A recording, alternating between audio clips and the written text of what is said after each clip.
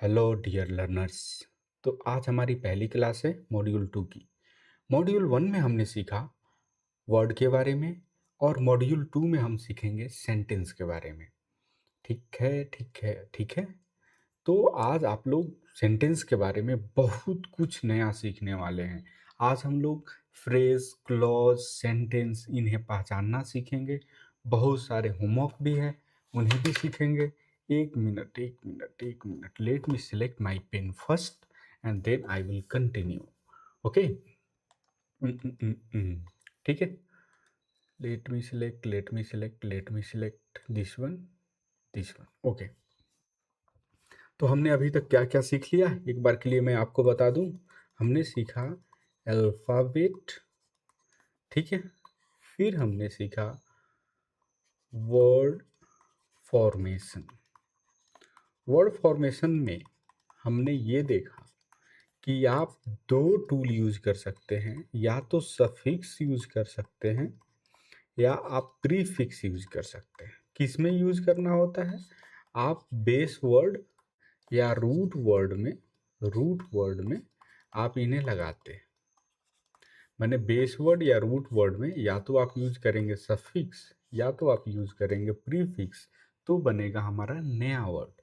लेकिन जब हम इन्हें लगाते हैं यानी यूज करते हैं बेस वर्ड के साथ, तो स्पेलिंग में कई जगह परिवर्तन हो जाते हैं, स्पेलिंग हमारी चेंज हो जाती है।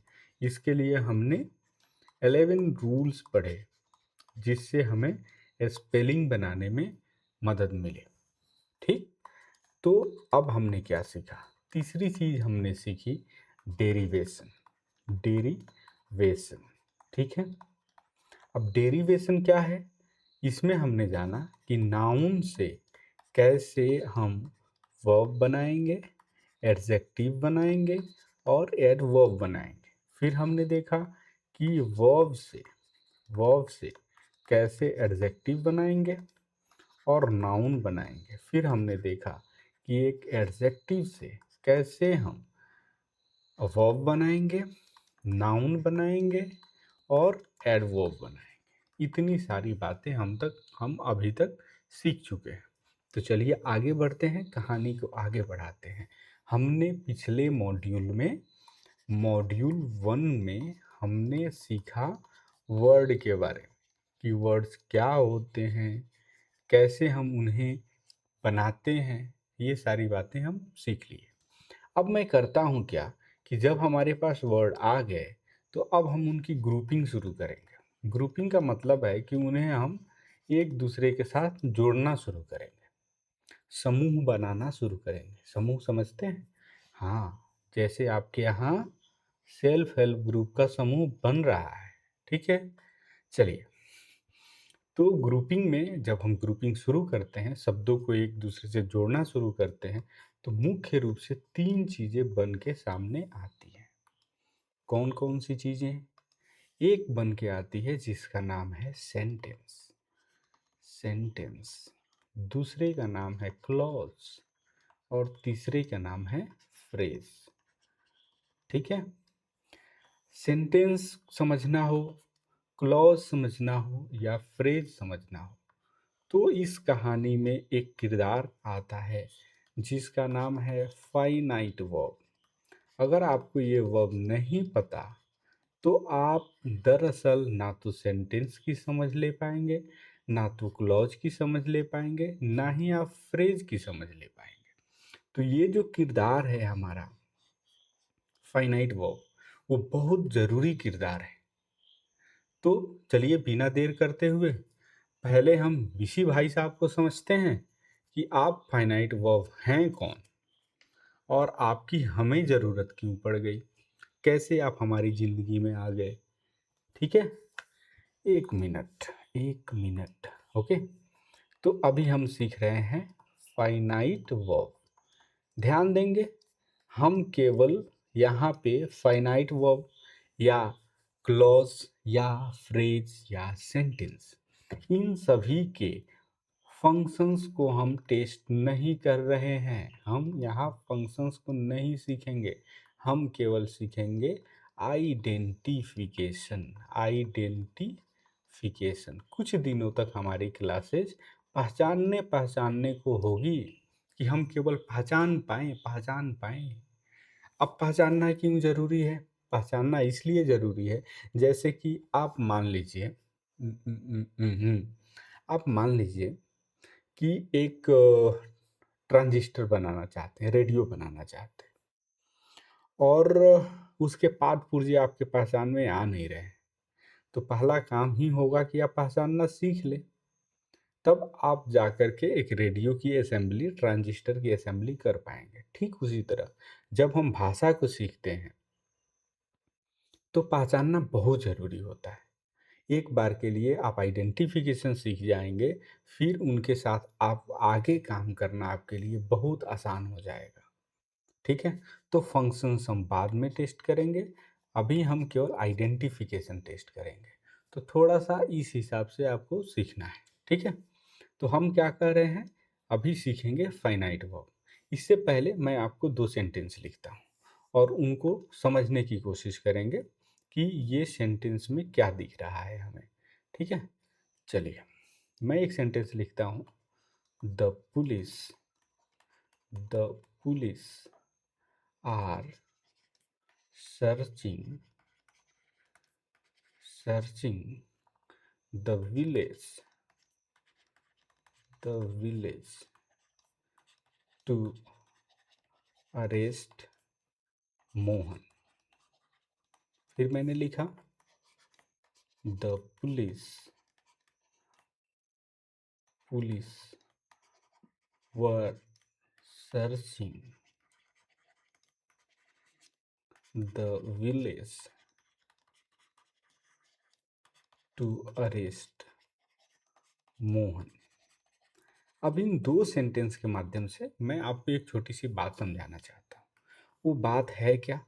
देखिए, ध्यान देंगे आपको एकदम समझ में आ जाएगा, ठीक है? अब हम एक काम करते हैं, पहले हम वर्ब को खोजते हैं।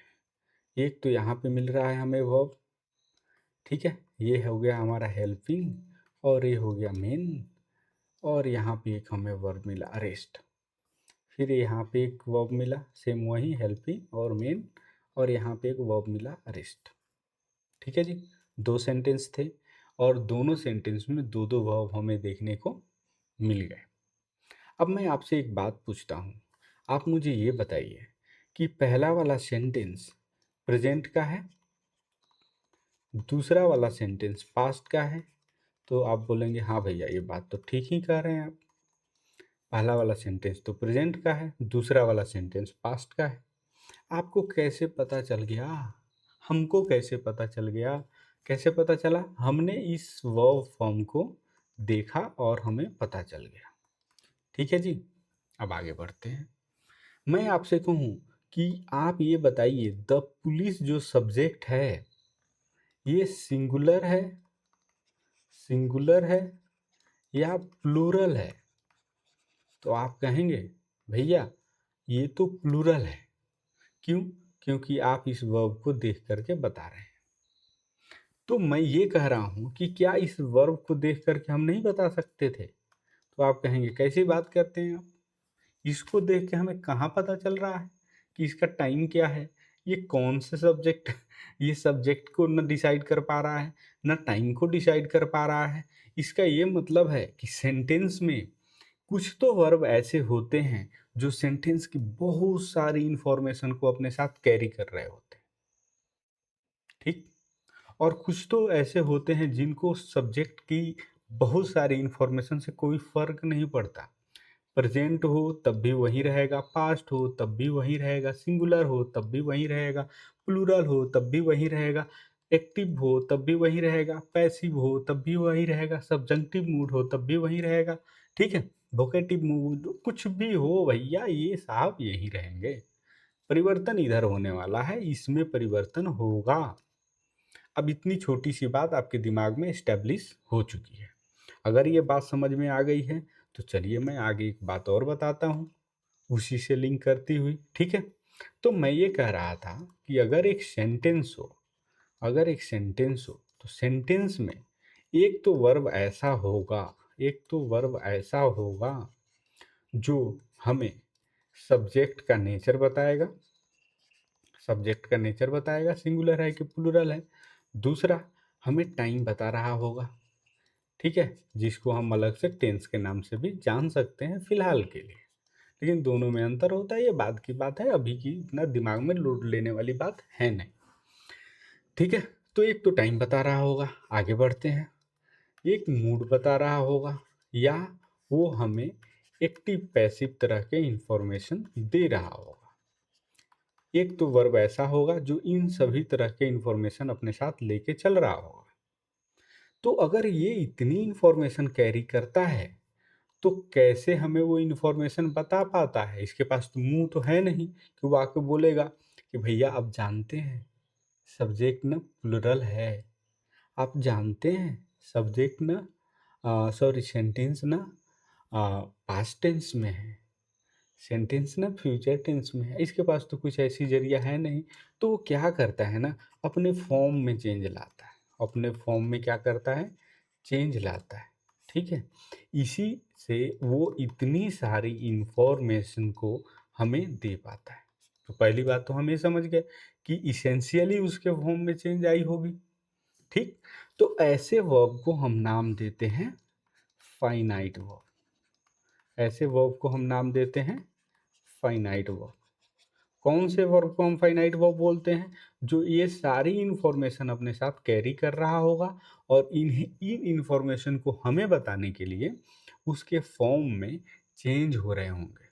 तो एक छोटी सी बात आपके दिमाग में और आ गई कि भैया सेंटेंस के अंदर एक वर्ब होगा, और वो वर्ब जो है ना, एक तो वर्ब ऐसा होगा, बहुत सारे वर्ब हो सकते हैं सेंटेंस में, लेकिन एक तो वर्ब ऐसा होगा जो इन मतलब इस सारी तरह की इंफॉर्मेशन को अपने साथ लेके आएगा, उन्हें बताएगा हमें, और वो बताने के लिए अपने रूप में परिवर्तन कर कर के बताएगा, ठीक है।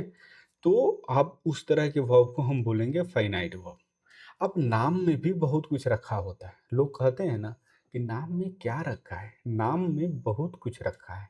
अब एक तरह से आप फाइनाइट को समझिए, फाइनाइट का मतलब होता है सीमित, सीमित यानी लिमिटेड।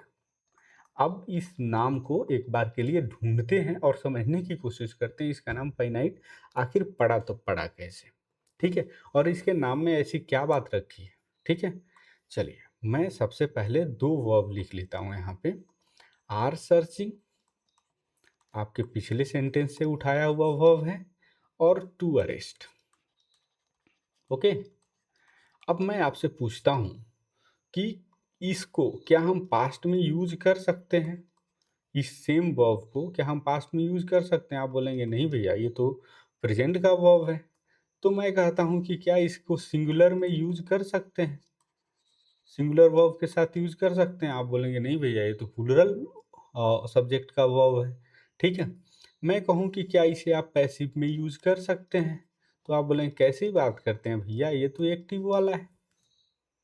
अब मुझे एक बात आप ठीक ढंग से समझाइए कि क्या इस वर्ब को हम पास्ट में यूज कर सकते हैं, प्रेजेंट में यूज कर सकते हैं, फ्यूचर में यूज कर सकते हैं?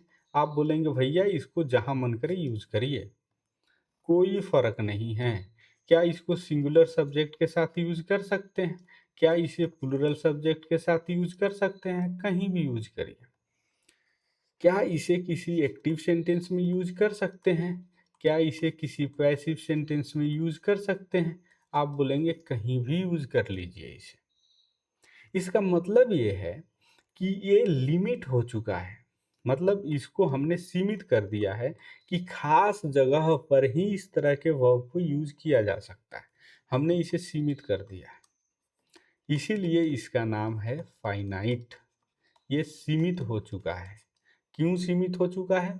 क्योंकि इतने सारे इंफॉर्मेशन अपने साथ लेके चल रहा है, इसके फॉर्म में हो गया है चेंज, और इस चेंज की वजह से वो अब हर जगह यूज नहीं किया जा सकता।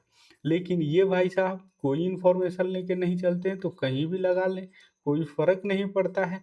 इसीलिए ये असीमित है, असीमित है, यानी इनको हम बोलेंगे नॉन फाइनाइट।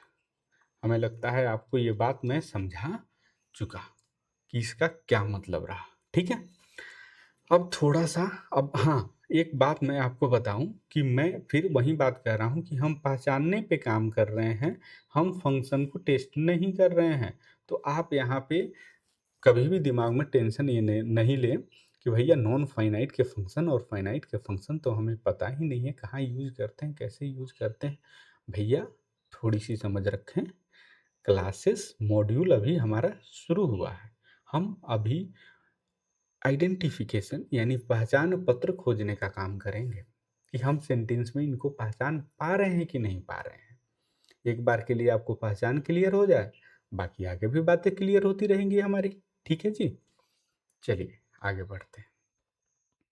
तो आपको ये समझ में आ गया। अब एक बात करते हैं, आपको ये लग रहा होगा कि फाइनाइट वर्ब का फॉर्म तो हमें पता चल गया, है ना?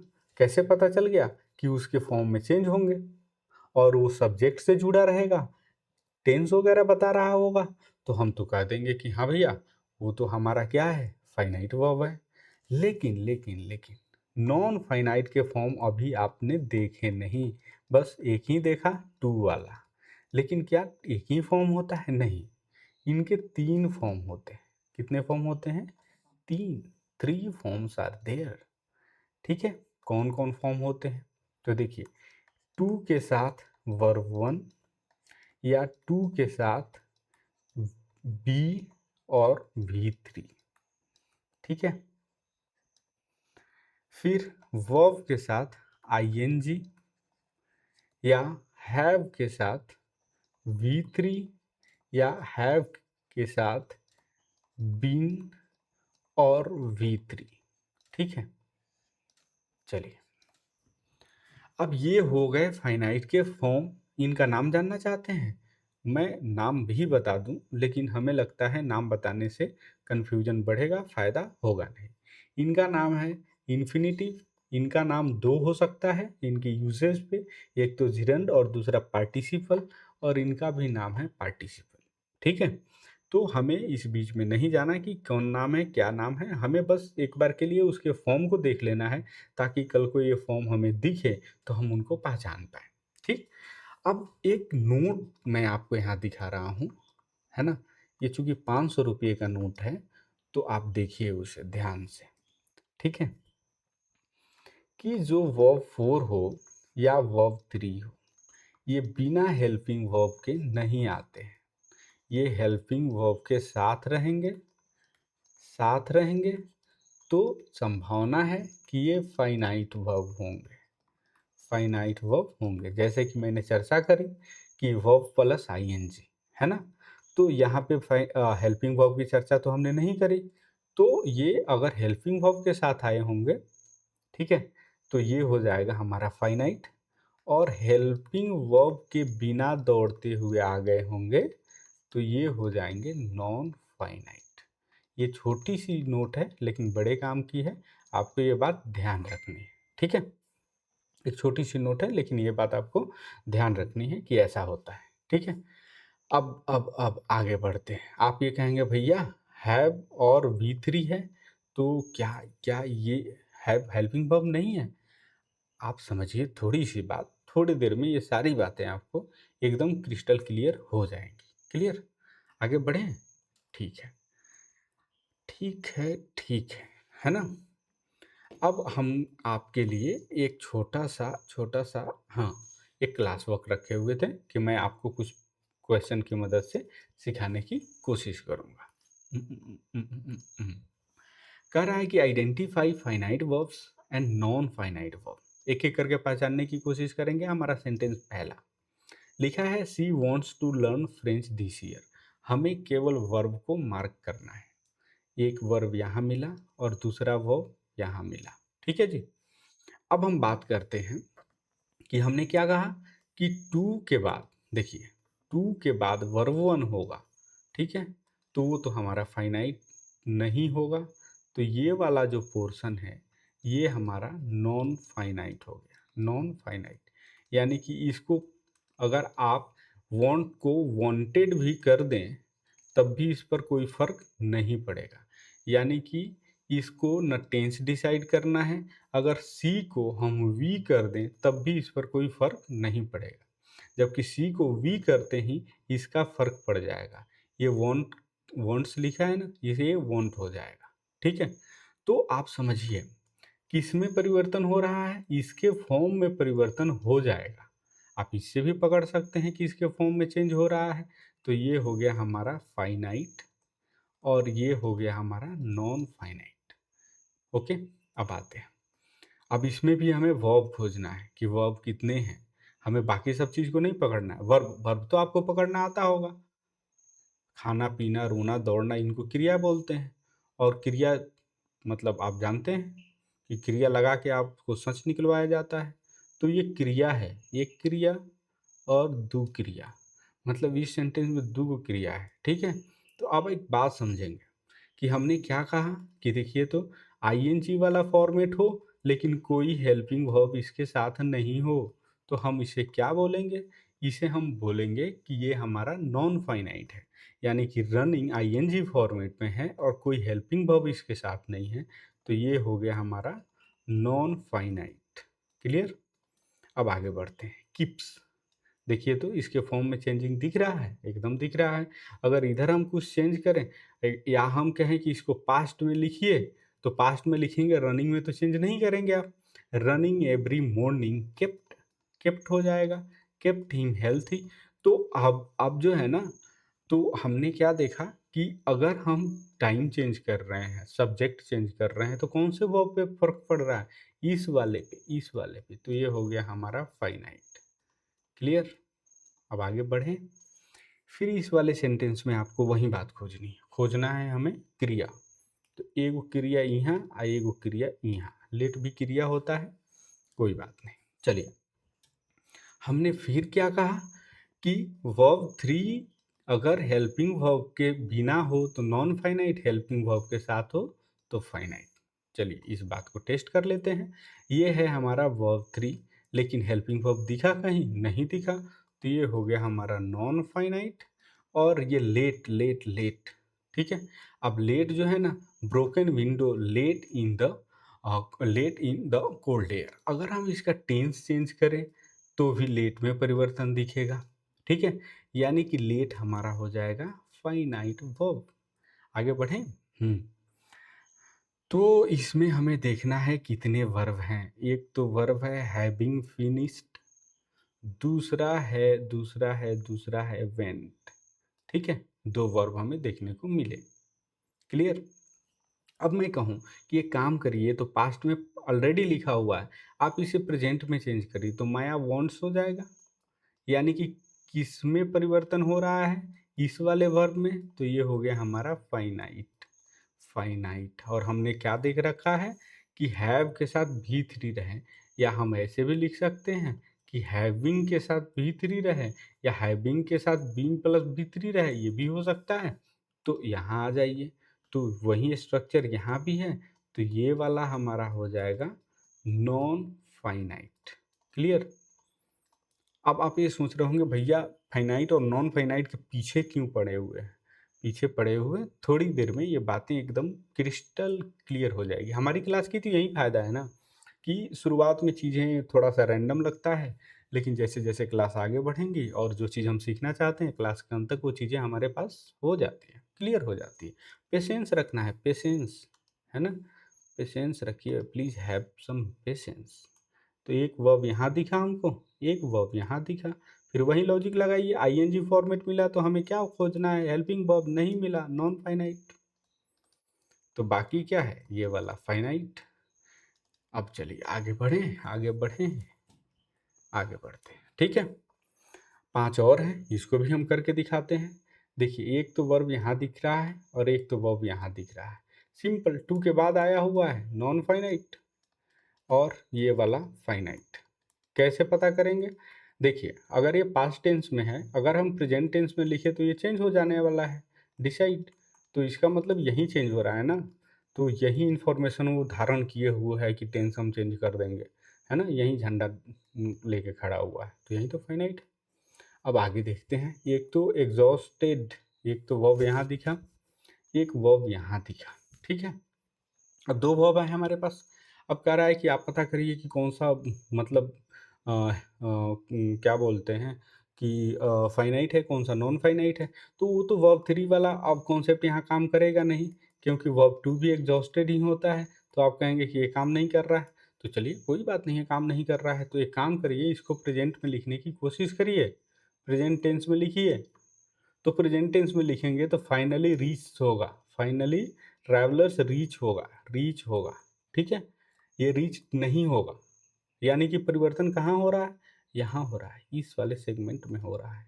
इसका मतलब ये है हमारा फाइनाइट वर्ब, और बाकी ये जितने भी और आएंगे, एक सेंटेंस में एक ही फाइनाइट वर्ब होगा, तो बाकी जितने आएंगे वो नॉन फाइनाइट होगा। ठीक है, आगे बढ़े। एक है इंजोर्स और दूसरा है पेंटिंग, पेंटिंग, दो वर्ब है। ठीक है, तो अब देखिए, तो पेंटिंग आईएनजी फॉर्मेट, आईएनजी के बाद कोई हेल्पिंग नहीं, तो नॉन फाइनाइट, बाकी जो बच गया वो फाइनाइट।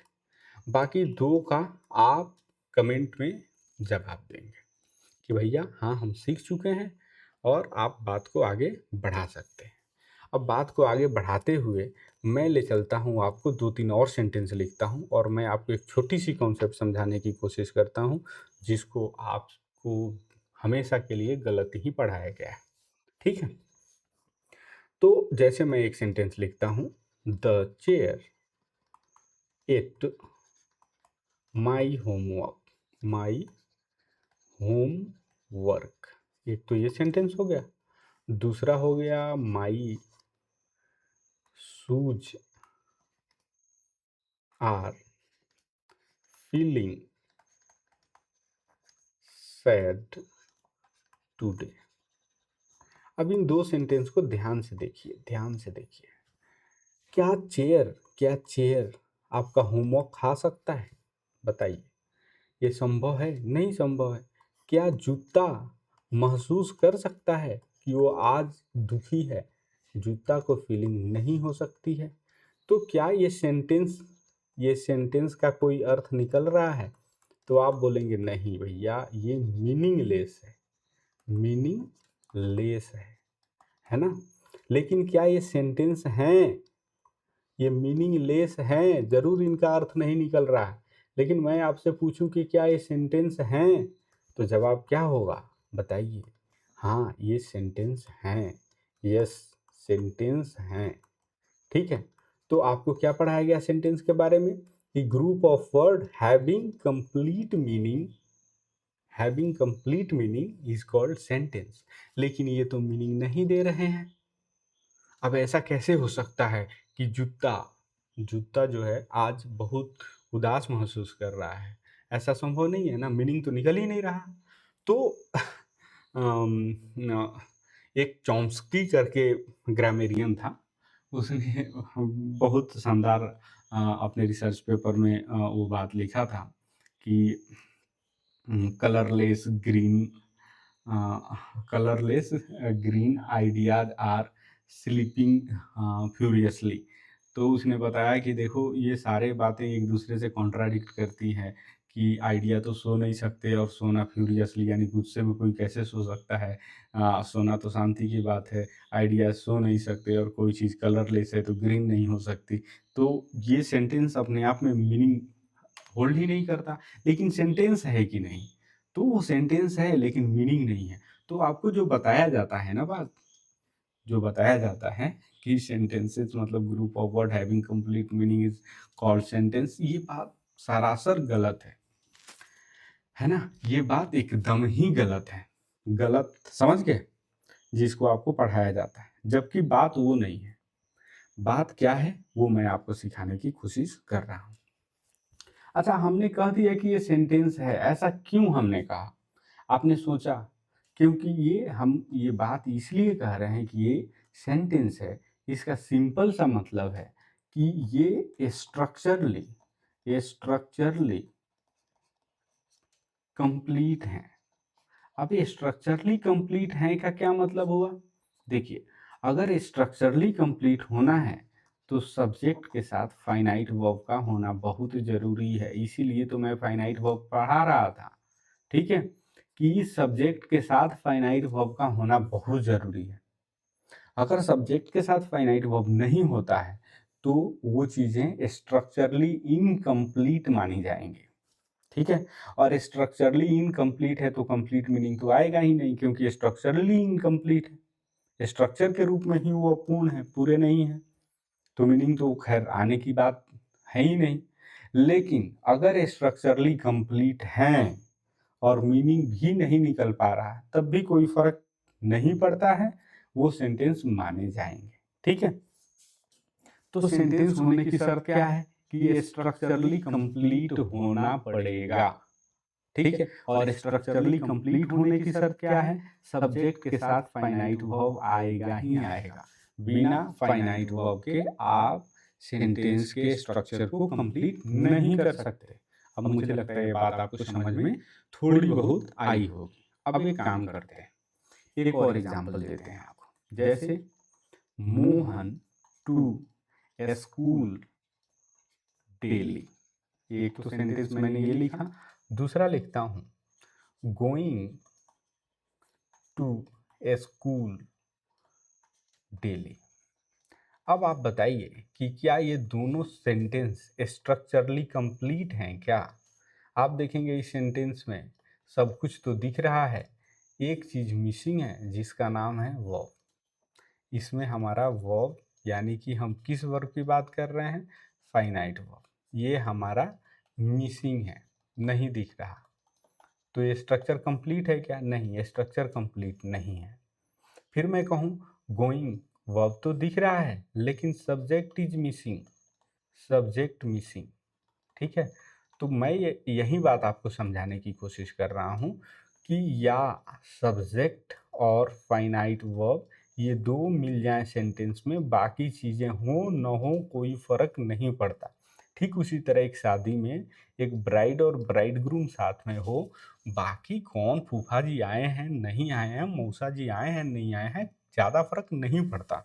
हाँ, फर्क पड़ता है कि 2-4 दर्जन रसगुल्ले की कमी बेसी हो सकती है, लेकिन इससे ज़्यादा कुछ फ़र्क नहीं पड़ेगा। ठीक उसी तरह एक सेंटेंस में सब्जेक्ट और फाइनाइट वर्ब का होना बहुत ज़रूरी है। अगर वो नहीं हो तो फिर बाकी कुछ भी हो उसका कोई मतलब नहीं होता, है ना? तो ये हो गई हमारी बात। अब हम एक बात करते हैं कि अगर क्या हो ऐसा, ऐसा क्या हो कि अगर हम ग्रुप बना रहे हैं, शब्दों की ग्रुप बना रहे हैं, तो क्या ये दो संभावनाएं आपको नहीं दिख रही है कि या तो स्ट्रक्चर के रूप में स्ट्रक्चरली स्ट्रक्चरली कंप्लीट ग्रुप बन जाएगा, कंप्लीट ग्रुप बन जाएगा, या स्ट्रक्चरली इनकम्प्लीट ग्रुप बनेगा, माने पूरा नहीं, इनकम्प्लीट ग्रुप बनेगा। इन मतलब निगेटिव होता है, ये मैंने आपको रूट वर्ड की क्लास में समझा रखा। तो आप ये बात समझ गए कि दो ही तरह की संभावनाएं बनती हैं, या तो आप उसको स्ट्रक्चर देके कंप्लीट कर लें, यानी स्ट्रक्चरली कंप्लीट का मतलब क्या है, सब्जेक्ट प्लस फाइनाइट वर्ब होगा, ये मैंडेटरी है। ठीक है, लेकिन यहाँ पे वो नहीं होगा, सब्जेक्ट और फाइनाइट वर्ब मिसिंग होगा।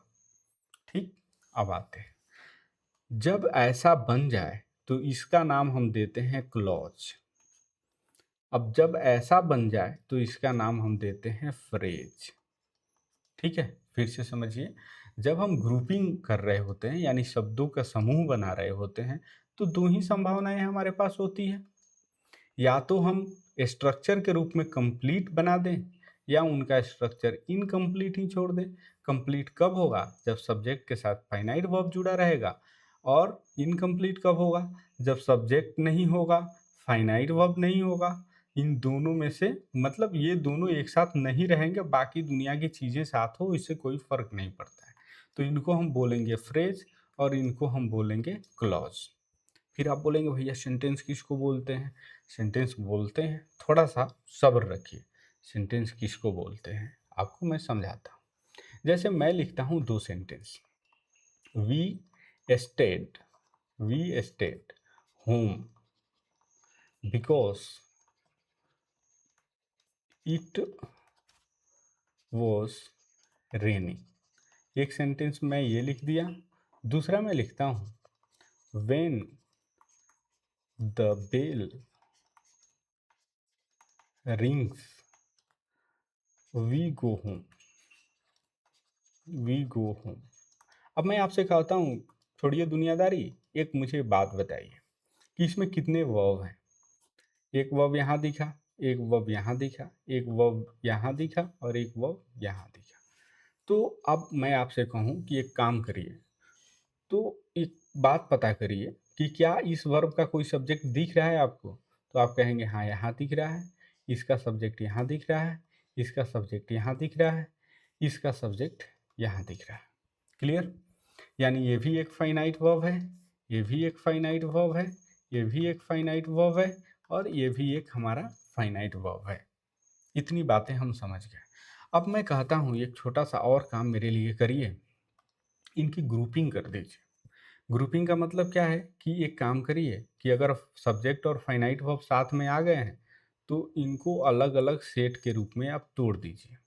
एक सेट यहाँ से बना लीजिए और एक सेट यहाँ से बना लीजिए, एक सेट यहाँ से बना लीजिए और एक सेट आप यहाँ से बना सकते हैं। ठीक है, ये आपने दो अलग अलग सेट दोनों सेंटेंस का तोड़ दिया। फिर मैं कहूँ कि ये काम करिए, आप मुझे ये बताइए कि इसका क्या अर्थ निकल रहा है। वेन द बेल रिंग्स, मतलब जब घंटी बजती है। आपको नहीं लग रहा है कुछ मिसिंग है? अच्छा, मैं ये कहूँ कि वी गो होम, हम लोग घर जाते हैं, कुछ भी मिसिंग नहीं है, हम लोग घर जाते हैं। लेकिन जब घंटी बजती है, आपको लग रहा है ना कि इसके बाद कुछ बोला जाएगा, लेकिन हम लोग घर जाते हैं, कोई बात नहीं, कुछ भी नहीं बोला जाएगा। अब आइए दूसरे में, वी स्टेड होम, हम लोग घर पे रहे, बिकॉज इट वॉज रेनी, क्योंकि बारिश हो रही। अगर मैं ये सेंटेंस ही केवल बोलूँ, बिकॉज इट वॉज रेनी, क्योंकि बारिश हो रही थी, तो कुछ तो होगा, कुछ तो आगे पीछे मैं बोला होऊंगा। तो इसका ये मतलब निकला कि इनमें से एक सेट ऑफ सेंटेंस ऐसे हैं जिनका अर्थ दूसरे के होने पर निर्भर करता है और एक सेंटेंस ऐसा है जिसका अर्थ दूसरे के होने ना होने से कोई फर्क नहीं पड़ता है। यानी कि हम कहें कि ऐसे सेंटेंस जो अपने आप में मतलब अपनी मीनिंग के लिए किसी और पे निर्भर नहीं हो पा रहे हैं, उनको हम बोलेंगे इंडिपेंडेंट, इंडिपेंडेंट क्लॉज। क्योंकि ये भी क्लॉज है, ये भी क्लॉज है। क्लॉज होने की शर्त क्या है, फिर से याद करिए, मैं क्या कहा, स्ट्रक्चरली कंप्लीट तो क्लॉज बन जाएगा, स्ट्रक्चरली इनकम्प्लीट तो फ्रेज बन जाएगा। तो सब्जेक्ट के साथ फाइनाइट वर्ब मिल गया यानी क्लॉज हो गया। क्या हो गया, क्लॉज। तो ये क्लॉज, ये क्लॉज, ये क्लॉज, ये क्लॉज, चार क्लॉज हमें है। ठीक है, तो मैं क्या कह रहा हूँ कि ये एक इंडिपेंडेंट क्लॉज है और ये क्या है, डिपेंडेंट क्लॉज है, डिपेंडेंट क्लॉज है। ठीक है, क्यों? क्योंकि जब इसकी अर्थ आप निकालने जाओगे तो ये किसी और पे निर्भर करेगा। ठीक है जी। अब आपको मैं एक छोटी सी बात और समझाने की कोशिश करता हूँ। यहाँ तो आप देख लिए ना, ये वाला भी डिपेंडेंट क्लॉज और ये वाला इंडिपेंडेंट क्लॉज, ऐसी। ठीक है जी, चलिए अब आपको मैं छोटी सी बात और समझाता हूँ जिससे ये बात क्लियर हो जाएगी। अब कहानी में आता है कि सेंटेंस क्या है, सेंटेंस क्या है। ठीक है, अभी तो हम लोग समझ चुके क्लॉज क्या है। ठीक है, जो स्ट्रक्चरली कंप्लीट होगा वो क्लॉज है। ठीक है, और क्लॉज में हमने देखा कि कई बार क्लॉज जो है ना वो अपने मीनिंग के लिए दूसरे पे निर्भर रहता है, तो वो डिपेंडेंट, और जो नहीं निर्भर रहता है उसे इंडिपेंडेंट क्लॉज बोलते हैं। अच्छा, पहचान क्या है? पहचान के लिए देखिए तो शुरुआत में आपको कंजंक्शंस लगे मिलेंगे, शुरुआत में उनके कंजंक्शंस लगे मिलेंगे। ठीक है जी, एकदम सही है। अब हम बात करते हैं सेंटेंस होता क्या है। ठीक है, तो सेंटेंस का मतलब कुछ और नहीं होता, ये जो इंडिपेंडेंट क्लॉज है ना, इंडिपेंडेंट, उन्हीं को हम दूसरे नाम से सेंटेंस बुलाते हैं, इसी को हम सेंटेंस के नाम से जानते हैं। ठीक है, दूसरा, अगर इंडिपेंडेंट क्लॉज के साथ, इंडिपेंडेंट क्लॉज के साथ कितने भी डिपेंडेंट क्लॉज जुड़े हों, कितने भी डिपेंडेंट क्लॉज जुड़े हों, क्लॉज जुड़े हों, तो इन सबको मिलाकर भी हम क्या नाम से जानेंगे, सेंटेंस के नाम से जानेंगे। समझ में आ रही है मैं क्या कह रहा हूँ? फिर से एक बार मैं आपको समझाने की कोशिश करता हूँ, कैसे कैसे कैसे। देखिए, जब आप ग्रुप करोगे ना, वर्ड की ग्रुप करोगे, तो ग्रुप से हमें सब्जेक्ट और फाइनाइट वर्ब वाला स्ट्रक्चर मिलेगा, ठीक है, और एक बिना स्ट्रक्चर का मिलेगा, without finite verb and subject, ये मिलेगा। इसको तो हम कहते हैं फ्रेज, इसको तो हम कहते हैं फ्रेज, ठीक है। लेकिन इसको हम क्या बोलते हैं? इसको हम बोलते हैं क्लॉज। अब हम क्लॉज में बात करते हैं कि एक तो डिपेंडेंट क्लॉज होगा, एक हो जाएगा इंडिपेंडेंट क्लॉज, ठीक है। इसी इंडिपेंडेंट क्लॉज का एक दूसरा नाम देते हैं हम लोग सेंटेंस। लेकिन केवल इंडिपेंडेंट क्लॉज को ही सेंटेंस नहीं बोलेंगे, इंडिपेंडेंट क्लॉज के साथ कितने भी डिपेंडेंट क्लॉज लगे हों तब भी उसका नाम हम बोलेंगे सेंटेंस ही, ठीक है जी। समझ में आ गई बात? अब अगर बात आपको समझ में आ गई है तो एक छोटी सी बात और सीखते जाइए, और वो बात क्या है? एक तो हम इधर लिख देते हैं टाइप, और इधर लिखते हैं नंबर ऑफ फाइनाइट वर्ब्स, ठीक है। इसको सही से लिख देते हैं, number of finite verbs. Clear? पहला टाइप है, हम बोलते हैं फ्रेज। फ्रेज में कितने फाइनाइट वर्ब होंगे? आप कहेंगे भैया 0, क्योंकि स्ट्रक्चरली इनकम्प्लीट होता है। क्लॉज, क्लॉज में बोलेंगे भैया एक। सेंटेंस तीसरा नंबर, सेंटेंस, सेंटेंस में कितने फाइनाइट वर्ब होंगे? एक हो सकते हैं, दो भी हो सकते हैं, तीन भी हो सकते हैं। ऐसा मैं क्यों कह रहा हूँ? क्योंकि ये तो मैंने बताया ना, अभी तो बताया कि इंडिपेंडेंट क्लॉज के साथ कितने भी डिपेंडेंट क्लॉज जुड़े हों। और क्लॉज का मतलब क्या होता है? क्लॉज का मतलब यही होता है ना कि सब्जेक्ट प्लस फाइनाइट वर्ब हो तो उन्हें हम क्लॉज बोलेंगे।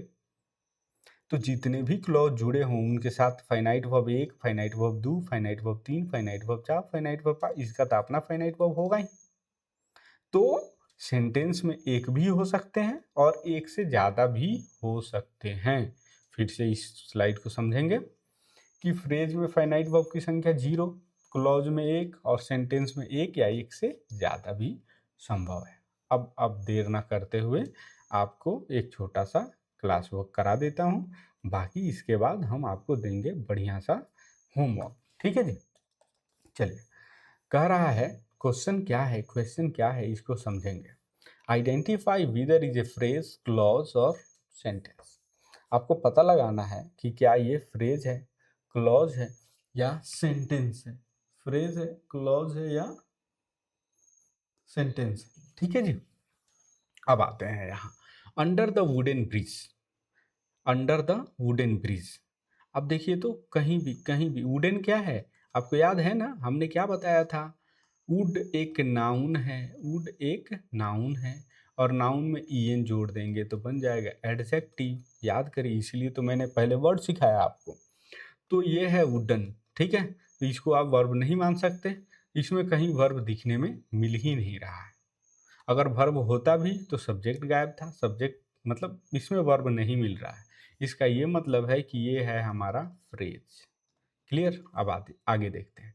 Because she was late for the meeting. देखिए तो ये एक वर्ब मिला। अगर हम इसके प्रेजेंट में लिखना चाहें तो यही वाला ईज बन जाएगा, यानी कि यही फाइनाइट वर्ब है। दूसरा तो हमें कुछ दिख भी नहीं रहा, इसीलिए अगर एक ही वर्ब दिख जाए तो फाइनाइट वर्ब। केवल सेंटेंस में एक वर्ब हो तो वो फाइनाइट वर्ब, ठीक है। अब आगे बढ़िए, और ये रहे हमारा सब्जेक्ट, सब्जेक्ट और फाइनाइट वर्ब मिल गए। तो ये संभावना है कि ये क्लॉज हो जाए, क्लॉज हो जाए। लेकिन हम एक बार के लिए मीनिंग खोजने की कोशिश करते हैं। शुरुआत में बिकॉज आया, बिकॉज क्या है? एक कंजंक्शन है। हमने क्या बताया कि शुरुआत में अगर कंजंक्शन से ही शुरू हो रही है बात तो निश्चित तौर पे वो डिपेंडेंट क्लॉज होगा। तो हम यहाँ पे क्या कर सकते हैं कि डिपेंडेंट क्लॉज है, ठीक है। या सिंपल आप क्लॉज भी लिख सकते हैं, कोई फर्क नहीं पड़ता, हम तो क्लॉज ही पहचान रहे हैं। लेकिन थोड़ा और डीप में चले जाइए, डिपेंडेंट क्लॉज लिख लीजिए। अब आगे बढ़ें, इस सेंटेंस में वर्ब खोजिए। देखिए तो प्लेड है और उसका सब्जेक्ट है ये फाइनाइट वर्ब, और ये भाई साहब हमारा सब्जेक्ट। सब्जेक्ट और फाइनाइट वर्ब मिल गए और पहले कोई कंजंक्शन भी नहीं मिला। इसका मतलब ये क्या है? आई सी इंडिपेंडेंट क्लॉज। याद याद करिए, याद करिए, याद करिए। इंडिपेंडेंट क्लॉज ही तो हमारा क्या है? सेंटेंस है। सेंटेंस होने की ज़रूरत क्या है? शर्त क्या है? शर्त क्या है? समझिए कि आईसी तो हर हाल में होगा, हर हाल में होगा, लेकिन कई बार आईसी के साथ बहुत सारे डीसी लगे होंगे, तब भी वो सेंटेंस ही होगा। लेकिन लेकिन ध्यान रखिए, दोनों ही केस में केवल एक आईसी हो तब भी सेंटेंस नाम देंगे, और एक आईसी के साथ बहुत सारे डीसी हो तब भी हम सेंटेंस का ही नाम देंगे। यानी क्या? आईसी का होना बहुत ज़रूरी है।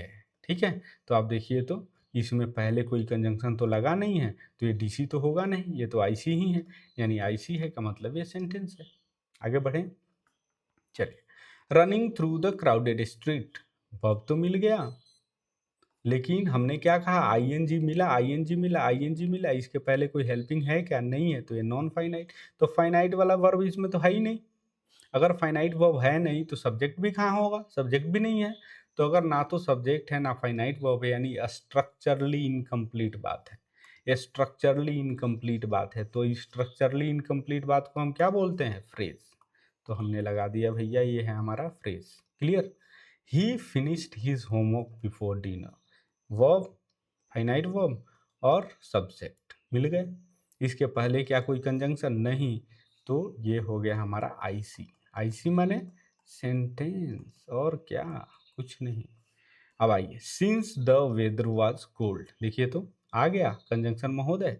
अब इधर वॉज और वेदर, ये हो गया फाइनाइट वर्ब, और ये हो गया हमारा सब्जेक्ट। सब्जेक्ट और फाइनाइट वर्ब मिल गए, मिल गए, मिल गए, मिल गए। ठीक है, अब मिल गए तो ये हो गए हमारा क्लॉज। लेकिन क्लॉज के पहले हमारा मिल गया क्या? कंजंक्शन। तो ये हमारा बन गया डीसी, डिपेंडेंट क्लॉज। लेकिन इसकी ज़रूरत नहीं थी, हमें तो केवल क्लॉज ही लिखना था। क्लियर? इतनी बात आपको समझ में आ गई क्या? अगर आ गई तो आपके लिए ये एक होमवर्क। ठीक है, इस होमवर्क में क्या करना है? आपको क्लॉज, फ्रेज और सेंटेंस पहचानने हैं। 10 हैं, आप पहचान के लिखेंगे। ठीक है, अगर आपको टाइप भी पता चल जा रहा है तो टाइप भी लिख देंगे। ठीक, आगे बढ़िए। अगला होमवर्क है कि आपको इनमें फाइनाइट वर्ब और नॉन फाइनाइट वर्ब पहचानने हैं, कि जैसे यहाँ और यहाँ। आप फटाफट पहचान लेंगे, कोई दिक्कत आने वाली नहीं है। बड़ी शानदार तरीके से आप पहचान लेंगे। और देखिए, मैं आज आपके पुराने होमवर्क को डिस्कस करना चाहता था, अनफॉर्चुनेटली मैंने उसमें अपना स्लाइड नहीं ऐड किया, तो डिस्कस नहीं कर पाया। लेकिन मैं कोशिश करूँगा कल उसको ऐसे ही, मतलब आपको समझा पाऊँ, ऑडियो या फिर वीडियो को फॉर्मेट में आपको दे पाऊँ। और 2 दिनों से हमारी क्लासेस में रूट वर्ड नहीं मिल पा रहा है। लर्नर्स बोल रहे हैं कि भैया ये क्या कर रहे हैं आप, क्या नहीं कर रहे हैं। कई बार ऐसा होता है ब्रदर कि टाइम का अभाव होता है। टाइम का अभाव समझते हैं? हाँ, टाइम कम होता है, इस वजह से कई बार हम वो नहीं कर पाते हैं जो चाहते हैं। चलिए, अगली क्लास में हम लोग रूट वर्ड भी शामिल करेंगे, और होमवर्क भी, होमवर्क की एनालिसिस भी कोशिश करेंगे शामिल हो जाए। बाकी आप कमेंट में ज़रूर हमें बताएं कि आपने इस क्लास से कितना कुछ सीखा, क्या कुछ और इम्प्रूव करने की बातें हैं हमें, क्या और इम्प्रूव हम लोग कर सकते हैं।